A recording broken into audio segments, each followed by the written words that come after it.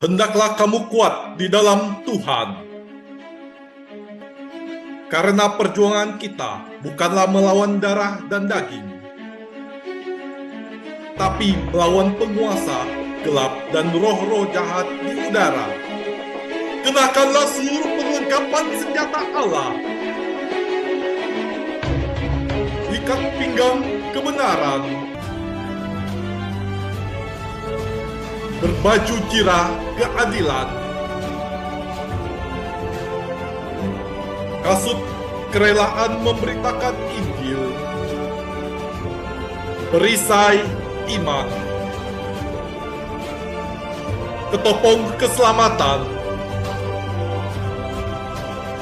Pedang roh yaitu firman Allah. Dan berjaga-jagalah dalam doa.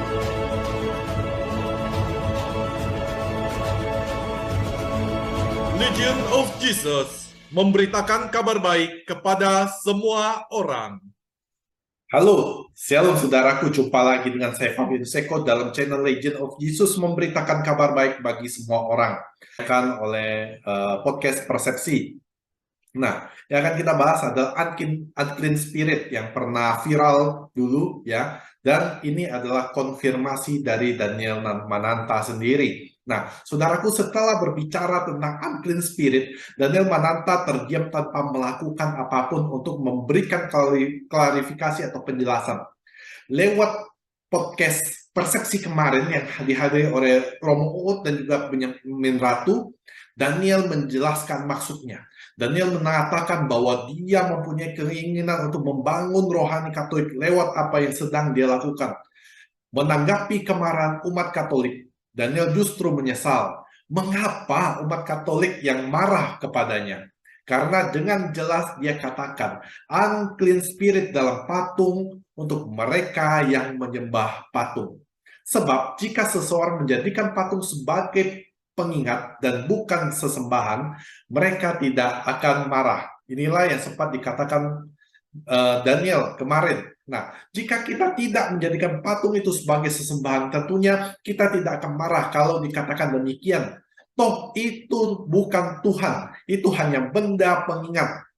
Jadi, jika kita menjadikan patung itu sebagai sesembahan, itulah yang dinamakan unclean spirit. Begitulah kira-kira apa yang disampaikan oleh Daniel Mananta kemarin pada tanggal 12. Nah, hal ini senada apa yang pernah saya sampaikan kepada rekan-rekan saya di grup WhatsApp. Pada saat pernyataan Daniel Mananta ini sedang hot, saya mengatakan kepada teman-teman saya bahwa Daniel kan ngomongnya menyembah patung. Lah, kita orang Katolik kan nggak menyembah patung, jadi ngapain kita tersinggung, ngapain kita marah? Justru Daniel menegur kita orang Katolik yang terbiasa dan terlihat melakukan ritual di depan patung seperti sedang menyembah patung. Jadi, mulai sekarang jangan kita lakukan lagi. Itu yang sempat saya sampaikan kepada teman-teman saya. Nah, kata Daniel lagi di dalam podcast tersebut, kalau lu marah pada gue, berarti lu menyembah patung. Jadi kalau patung itu hanya jadi pengingat, ya nggak usah marahlah. Karena ada yang marah sampai bawa-bawa keluarga, sampai ngomong kasar, ngomong hal-hal yang mungkin hanya orang Farisi yang mengatakan itu. Jadi menurut gua, kalau emang lu bukan menyembah patung, ngapainlah. Jadi menurut Daniel, jika karena masalah menyembah patung kita sampai marah-marah, itu berarti kita menganggap patung itu istimewa. Dan ada sesuatu dalam patung tersebut. Inilah rencana besar Daniel untuk mengingatkan umat Katolik untuk tidak hanya sebatas melakukan ritual saja, tetapi menjalani hubungan secara pribadi dengan Tuhan. Nah, menurut Daniel, banyak yang tidak mengenal dan mencintai Tuhan secara pribadi seperti yang dialami sebelum memperbaharui hidup dalam kehidupan rohaninya. Karena dia dulu menjadi Katolik hanya sebatas ritual tanpa mengenal Yesus, terutama tidak tahu Yesus itu siapa di saat dia mengalami pergumulan berat. Ritual tidak memberikan jalan keluar pada masalahnya, tetapi setelah mengalami Tuhan yang hidup dalam gereja Katolik, Dia berharap umat Katolik yang lain juga mengalami hal yang sama, yang seperti yang boleh dia alami. Yang mendalam seperti yang dia katakan, dia merasa sangat sedih melihat orang-orang Katolik ke gereja hanya sebatas ritual, seperti dia waktu kecil ke gereja, hanya sebagai ritual. Itu karenanya banyak gereja Katolik, banyak kosong di Eropa, karena tidak ada lagi yang namanya hubungan. Nah, saudaraku, zaman sekarang ini kita harus bangun mereka, terutama anak muda. Jangan sampai mereka melakukan kegiatan agama hanya sebatas dengan ritual. Hal ini sama seperti seorang anak yang datang ke rumah ayahnya yang hanya sebuah ritual, mengisi absen, lalu bilang, sudah kok gue ke rumah bokap gue, tapi di rumah itu dia hanya lihat HP saja, ambil makanan di kulkas tanpa ngomong dan tanpa dengerin bokapnya ada problem apa, tanpa ada curhat apa-apa sama bokapnya. Itu namanya ritual. Dan ketika temennya nanya hubungannya dengan bokapnya gimana, nah dia jawab, oh kita dekat kok, tiap minggu selalu gue sama ke rumah bokap gue. Ya, lo nggak bisa bilang itu dekat, lo bisa bilang itu lo lakukan sebagai kewajiban, hanya sebagai keharusan. Karena seperti anak yang baik, lu datang ke rumah bapak lu setiap minggu. Ini yang gue rasain. Tuhan pengen bangun lagi hubungan dengan anak muda Indonesia. Tuhan ingin membangun kedekatan dan keintiman lagi dengan keluarga-keluarga Katolik. Ini yang dikatakan oleh Daniel Mananta. Dia juga berkata, tidak apa-apa orang-orang memarahi dia. Tidak apa-apa orang marah terhadap dia. Dia lakukan ini untuk kebaikan nanti. Orang akan lihat hasil dari maksud baiknya ini. Barulah umat Katolik mengerti dengan apa yang dia lakukan. Dia merasa dia dipakai Tuhan untuk membangun rohani umat Katolik. Dan memang sekarang masih banyak yang tidak mengerti dan masih akan tetap marah pada Daniel. Mungkin kita yang masih menjalankan agama kita sebagai ritual masih akan tetap marah. Tetapi mari kita berharap lewat topik ini yang akan digiring terus oleh Daniel, kita akan mengerti. Nah, saudaraku, ini baru sesi pertama dari podcastnya. Nanti akan ada sesi-sesi berikutnya yang belum selesai. Nah, di dalam sesi ini, Bapak Benyamin Ratu juga menambahkan bahwa melihat apa yang dikatakan Daniel, membuat gereja Katolik bereaksi. Bahkan banyak romo-romo yang turun gunung katanya. Hal ini memang bisa kita lihat banyak romo-romo yang menanggapi apa yang dikatakan oleh Daniel di dalam channel YouTube-nya. Inilah yang dikatakan gereja Katolik adalah raksasa yang sedang tidur dan sekarang matanya mulai terbuka.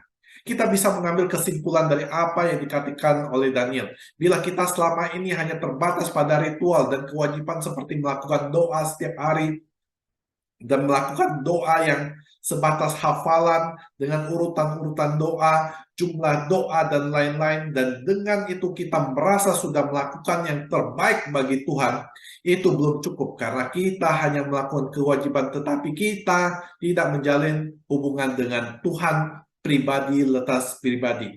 Kita hanya merasa menjadi Katolik yang baik, tetapi tidak melibatkan hati karena terbatas pada aturan-aturan. Bahkan ada yang sangat kaku dengan kewajiban harus menggunakan bahasa tertentu, gerakan tertentu. Salah gerakan maka dikatakan itu bukan Katolik. Ini hanya melakukan aturan-aturan tetapi tidak memiliki hubungan yang akrab dengan Tuhan.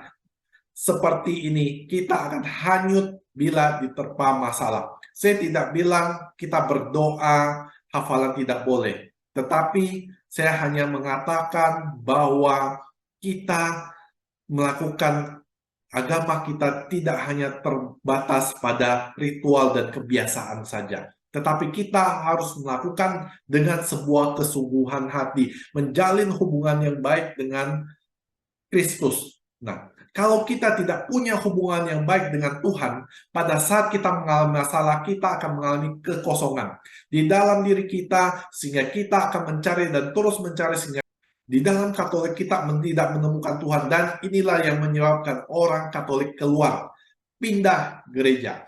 Sedangkan kita melihat hal itu tidak melakukan apa-apa dan hanya menuduh mereka salah jalan. Padahal di dalam pergumulan hidup yang berat, ketika seseorang membutuhkan Tuhan yang hidup, Tuhan yang sanggup menguatkan kita, kita tidak mengajari mereka yang berbeban berat itu kepada Tuhan. Bukan dengan doa-doa hafalan, bukan dengan ritual yang kaku, tetapi datang dengan hati yang hancur, menyerahkan keadaan kepada Tuhan, berbicara dari hati ke hati dengan Tuhan, mengandalkan Tuhan yang sanggup menolong, bukan dengan kata-kata hafalan dan juga dengan doa-doa yang diyakini akan terjawab oleh Tuhan, tetapi dengan iman yang hidup dan keyakinan yang ada dan percaya Tuhan sanggup mengangkat beban yang ada dan menyerahkan seluruh keberadaan kita di dalam tangannya. Dengan relasi yang begitu dekat dengan Tuhan, kita akan dibentuk Tuhan dengan cara Tuhan yang di luar dari nalar pikiran kita. Terkadang masalah masih ada, tetapi Tuhan telah mengubah cara kita menanggapi masalah tersebut. Kita dihidupkan oleh Roh Kudus di dalam iman ini melewati masa-masa sulit. Kita menjadi umat Katolik yang hidup oleh Tuhan yang hidup. Dan bila kita sudah menemukannya di dalam gereja Katolik, kita tidak akan mencarinya di luar sana. Di gereja kita punya semua kepenuhan kebenaran. Kita memiliki semua itu, tetapi tidak memanfaatkan itu. Selain kita hanya diajarkan gerakan-gerakan dan hafalan-hafalan, seakan-akan kita melakukan itu, dan itu sudah cukup. Nah, demikian saudaraku sharing saya pada hari ini. Jika Anda merasa channel ini memberkati Anda boleh silakan share kepada teman-teman Anda boleh silakan komen, like, dan jangan lupa subscribe, karena subscribe itu gratis. Terima kasih saudaraku, Tuhan Yesus memberkati Anda dan juga saya. Bye-bye.